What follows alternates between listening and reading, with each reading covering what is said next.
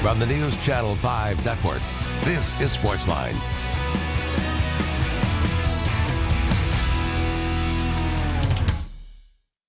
All right, SportsLine is up and running here on News Channel 5 Plus. Thanks for joining us. John Burton with you for the next hour. It's our usual Wednesday get-together. Feel free to give us a call, 737-7767. You can hit me up on Twitter at NC5_John Burton. You can hit me up on Facebook, which is NC5_John Burton. Love to get the Twitter responses and the Facebook responses. Would love to hear from you tonight. Coming up later in the show, we've got Thomas Willis from NashvillePredators.com. He's going to talk about the Preds and the Sharks, which we will get to in just a second. Also, at the bottom of the hour, Jimmy Wyatt, our good friend from TitansOnline.com. He will join us, and we will talk about the Titans draft. Anything on your mind about either of those topics? Those are the two main topics tonight, the Preds-Sharks series, and, of course, any lingering reaction you may have to the Titans draft is certainly fair game here on SportsLine. But we're going to start with the Predators. Big win, 4-1 last night over the Sharks. They still trail in the series, but they're back in it. It's 2-1. Game 4 coming up tomorrow night back at Bridgestone just after 8 o'clock. And so we'll see if the Predators can get a win tomorrow night and tie this baby up. Great effort last night by the Nashville Predators. Hands down, by far, I think it was their best overall effort that resulted in a win of the postseason. Great special teams last night, 2 for 5 on the power play. The Sharks were 0 for 4 with the man advantage, so the penalty kill doing a great job. And special teams is going to have to be a key, obviously, if the Preds want to try and climb back in the series and win it. So once again, of course, we've got Game 4 tomorrow night back at Bridgestone. Game 5 will be Saturday in San Jose. Game 6, if there is a Game 6, will be Monday right back here. And Game 7 will be on May 9th. So the Preds still have a lot of work to do, but they get on the board last night with a win, 4-1. Let's find out what Mark has to say on line 1. Hey, Mark. How you doing? Good. What's going on? I got a question. What is the Titans' chance of going to the playoffs? This year? You talking about this year? Thanks for the call, Mark. I believe Mark wanted to know what I thought the Titans' chances were of going to the playoffs, and I'm going to assume this year. I see them as a very competitive 7-9. I don't think they're quite ready to make that leap to get into the playoffs yet, but I like what they're building. And we're going to talk about much more of this at the bottom of the hour, again with Jimmy Wyatt, who is the man of the hour over there at TitansOnline.com. But I like what they're building. I've been on record repeatedly talking about the job that John Robinson has done so far building this team. I thought he had a great draft. I thought he had one of the best drafts in the league, I believe. I like the fact that they're bringing in physical, tough-minded players. And I think this thing will turn around. This year, I'm not ready to say that. I got them at 7-9, and I'm going to stick to that. But I do think it's going to be a very competitive 7-9, and teams are going to know in short order that the Tennessee Titans are no longer a doormat. They're no longer a pushover. You know, only 5 wins, of course, the last 2 seasons. I see 7 wins this year.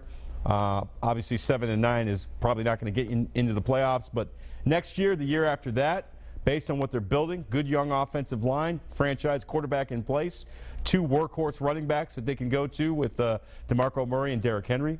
So I see bright days ahead for the Tennessee Titans. Probably not this year. All right, back to the Preds. Again, they get back in the series with a 4-1 win last night over the Sharks at Bridgestone Arena. The house was rocking. I was there last night, and great atmosphere. If you're at the game last night, give yourself a round of applause because the Predators players have said repeatedly they do feed off the energy of the crowd, and the home crowd was great last night. So a great atmosphere. Right now, I want to have you listen to Peter Laviolette, the head coach of the Predators. He spoke today after today's optional skate for the Preds, and we'll get to some phone calls. But first, here's Peter Laviolette. Try to keep the momentum going forward from what you did last night. Well, every game's different. I mean, our guys will be prepared. They'll be ready to play. I think today we're focusing on just getting some rest for a lot of guys. But our guys, I think, have done a pretty good job of all year being ready to play. Coach, if you could touch on allowing the first goal last night, but then not really allowing that to affect you guys. Scoring the first goal in the playoffs seems to usually be a pretty big deal, but wasn't the case last night. Yeah, I mean, I think you go through the series, all series are won differently. You win the first two, you lose the first two, you win one, lose one. I mean, score the goal first, score the goal in overtime. All things are different out there.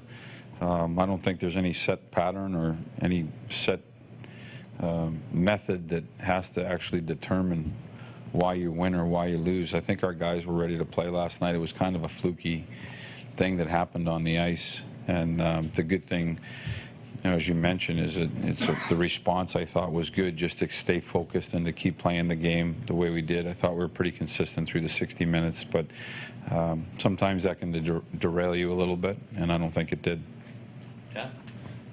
Peter, I know you guys have played pretty well in Game 2, but still went with a number of changes for Game 3. Not only Mike, but a number of line changes as well. I guess what made you do that despite playing well in Game 2? And also, you know, did you like what you got in the different lines and the different personnel, et cetera? Yeah, I thought it was good. You know, it was a little bit tricky, knowing that we generated a lot of chances in Game 2 and that we thought we did some good things offensively. We still didn't find the results that we were looking for.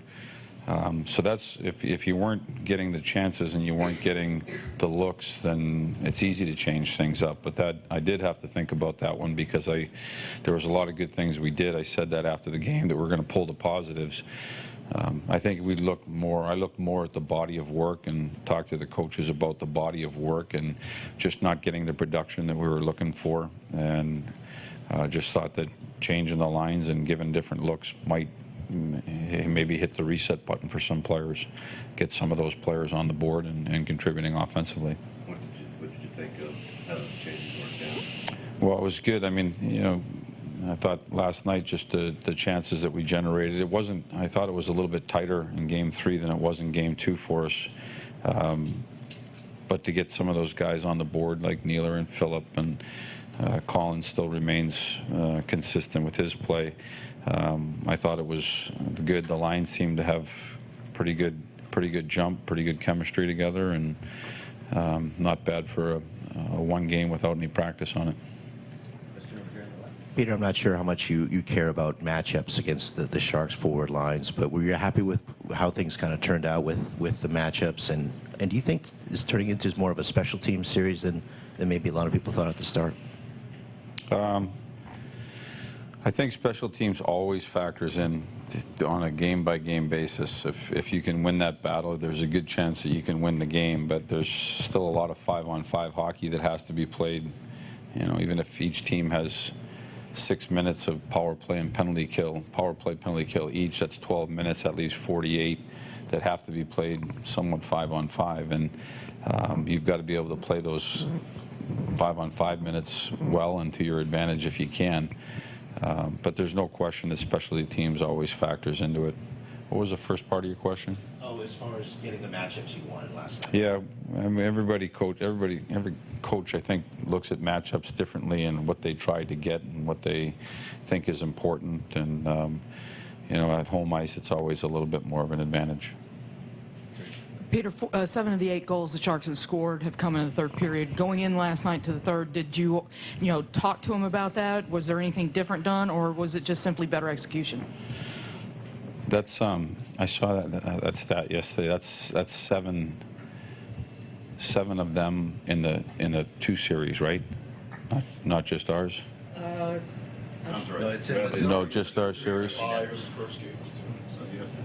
Okay. There's three empty netters in there, right? So that stat kind of gets skewed a little bit by those empty netters. That's not. I mean, yeah, by letter of the law, it's 7, but if you take those 3 out, they scored 4 third-period goals. So we can be better there. You know, I think the first game, looking back at it, that game changed when their building got life early on in the third period, and they were able to get some jump, and they played a pretty good third period to pull that game off. Peter, Mika had a good shorthanded chance there. Yeah. But I'm curious, overall, what do you like about his game and kind of what he's brought to your team? Yeah, he's a real easy player to like. He's a straight line player. He's physical. He has he's able to kill penalties and read plays defensively. As a young player, I'm starting to really trust him, and he's starting to gain confidence from the coaches and I think from his peers in the room just on his defensive awareness. He plays on a line that starts in the defensive zone a lot and plays against a line like Thornton, so you have to be sharp with your game. He's physical, but he still has the skill and the ability, a good shot, good release, still able to make plays where he can contribute offensively too. But just one of the young guys, I think, that's come in and really helped their team. Peter, talk about the play of Mike Fisher, how valuable he is in a series like this. He was awesome last night. I mean, he was noticeable with his work ethic, his physicality. He was able to get some good looks last night, and he's been really consistent. His line before we mixed up the lines was one line that was really playing well for us, and that, going back to your question earlier about mixing the lines up and what makes you do that, it's tough when you got a line like Fisher, Wilson, and Arvidsson that have been playing so well. That factored into part of the decision too. Do we break that line up? And we moved it around a little bit. But Mike's been consistent from the time the playoffs have started. At the end of the year, if you remember, I said we were talking about Colin Wilson, but it was his line that we were talking about. It was Fisher, Wilson, and Arvidsson that had been playing well right before the playoffs started, and I think that just carried over. All three of those guys continue to play well, and even though they broke up last night and Neil went on that line, I still think that those three players that you've mentioned played really well. All right, Peter Laviolette, the head coach of the Nashville Predators, speaking to the media today after today's optional workout for the Preds ahead of tomorrow night's Game 4 against the San Jose Sharks. And the Preds, of course, down 2-1, looking to even up this series before it heads back to Northern California. Interesting goings-on with the Preds. Yeah, Mike Ribeiro, a healthy scratch last night. Wonder if that will be the case tomorrow night for Game 4. We're going to talk to Thomas Willis from NashvillePredators.com in just a little bit, get his thoughts. Right now, we want to talk more about the Titans draft with Dan, who's on line 1. Hey, Dan, what's going on? Hey, how you doing, sir? Doing well. Hey, welcome to Nashville. I know you've been here a little while, but, when you want to build a sports-centered city, the media is vitally important. And thank goodness that you have come into this town, this network, and what you do and create for. Okay. Wow. With that thank you very said, much. Dan, thank you very much. That means a lot. It really does. Well, no, do what you do and don't be scared like I think you would be. But you shake this town up. It's what we need. I appreciate that. We want to go bigger. Anyway, Derrick Henry. Yeah.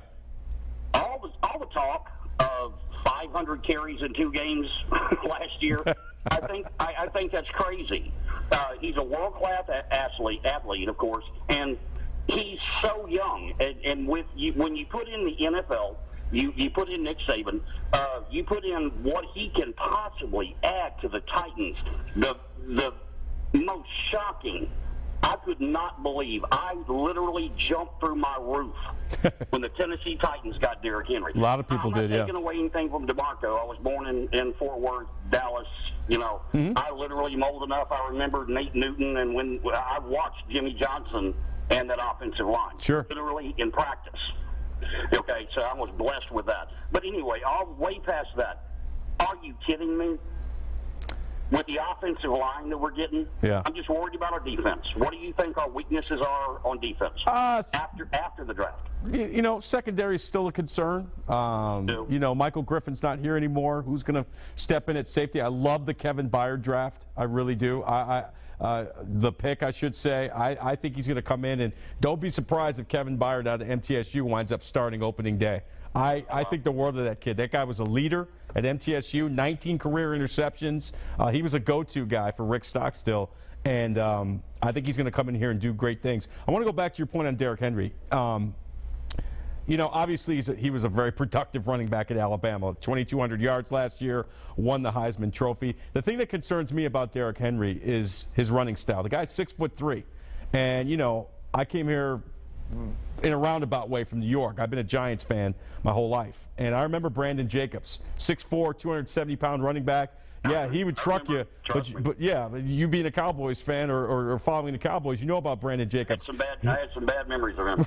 Yeah, but the thing is, he's a big target, and he took a lot of hits, especially to his knees and lower, and he got out of the league probably a little bit earlier than he did. I fear that for Derrick Henry. Now, the good thing is he comes to the Titans team that already has DeMarco Murray, so if they can share carries and not have him be the workhorse back, or even have DeMarco Murray be the workhorse back, both guys sharing carries, wearing down the defense, I like that better than a guy like Derrick Henry coming in and getting 35 carries a game. I'm saying a tandem. A 1-2 punch. 1-2. Screen game. Who's the better receiver? What's the better package when you go in on third down, first down, fourth down, whatever? Mm-hmm. I mean, I absolutely understand. One last quick question. Sure. DeMarco Murray, do you have any worries at all with attitude or possible problems? No, based on what I've seen, he wants to be here. He's happy to be here. Look, he's happy to be anywhere after what happened to him last year in Philly. That was not a good situation, not a good fit. Chip Kelly's offense obviously not made for a one-cut-and-go workhorse back like DeMarco Murray. I expect DeMarco Murray to come in here and be a leader. I expect him to blend in with what's going on, the culture that they're building over there with the Titans. Offense, the O-line, and DeMarco Murray and Derrick Henry, and then we don't have any kind of quarterback, do we? I say watch out. You could be right. Thanks so much for the call. We do appreciate it. Yeah, call back anytime. That was a great call from my man Dan. Appreciate that. All right, let's see what James has to say on line 2. James, what's up? Hey, man, how's it going? Doing well, man. How are you? I'm doing fine. Good. Yeah, I remember I was watching the draft. I was fishing, trying to catch catfish. I was watching the draft. How'd you do? Did you catch anything? Yeah, I caught 3 of them. There you go. But I was watching the draft, and, I was watching every pick, and drafting on ESPN Live. I was watching every pick. And then when they picked Derrick Henry, it shocked me. I told a guy, they picked Derrick Henry. I mean, it shocked me. The thing about it, James, I mean, I remember doing shows prior to the draft, here on SportsLine, and, at least every time I talked about the draft, at least one caller said, we got to take Derrick Henry. Again, I know people are excited about him, but let's see if his game transfers to the pros. Again, a big running back with a straight-up running style. I just fear that he may be out of the league sooner rather than later. I hope I'm wrong, and I hope he's very productive for the Titans. I see him in a specialty role this year, maybe short yardage, goal line, certain situations, maybe every third series so DeMarco can get a blow. But I like, again, as I told the last caller, I like the idea of him being a complimentary back, at least to start his career, because you want to try and save wear and tear on this guy early in his career so he can last longer. Yeah, and he rushed, too, 2,200 yards in the SEC. I mean, that's saying something, because there's some big fellas in that, Tennessee, Georgia, top recruits in the nation. Oh, listen, we saw what he did the LSU game. We saw what he did in the national championship game against Clemson. And, even though Clemson's not an SEC team, they were a darn good football team last year with a darn good defense. I think you would agree. So, yeah, I mean, the potential is there. And I know a lot of people are super excited that Derrick Henry is here, and especially now that DeMarco Murray is here. And, listen, the guy that benefits the most from this, and I think you'll agree, is Marcus Mariota. A quarterback's best friend is a good running game. You keep those third downs manageable.